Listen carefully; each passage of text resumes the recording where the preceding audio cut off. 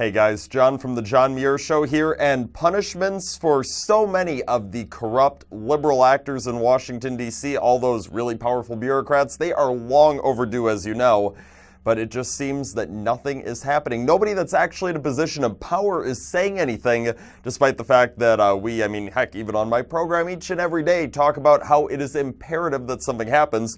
But we're the small guys, we don't actually have the ability to do anything, so we need people in Washington, D.C. to be the ones to act.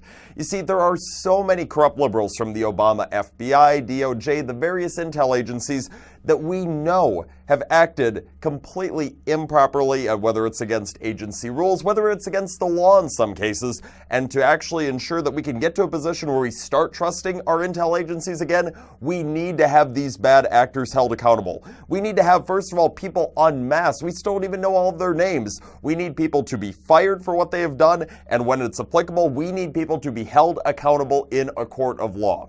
We need there to be just a very strong precedent going forward for people who are going to be in those positions in the future, saying if you do wrong, if you do wrong by agency policy, if you do wrong by the law of the United States, you will be punished. Deter anyone from doing the things that some of these corrupt folks at the FBI and DOJ and the likes have done. But it just seems that the more and more things go on, that we learn more and more how far away we are from getting to that point. And you know what? Step one, it's getting redefined. Step one needs to be, we have learned that we have people like John Brennan, the former CIA director under President Obama, Jim Clapper, the former National Intel Director. These guys still have their security clearances. They can still access the nation's most confidential information. They can still go up to people who are currently employed in the intel agencies and have full conversations about everything that's going on.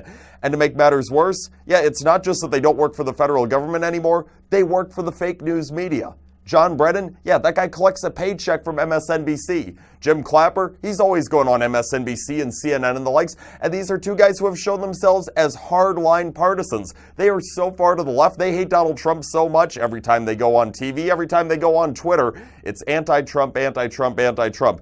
And you're giving these guys the ability to see all this information when they could just take it on TV, share our secrets on TV if they decide to because they think it's damning to President Trump and they hate him, share it to some of their coworkers and ensure that the information gets out somehow even if it's not coming from their mouths.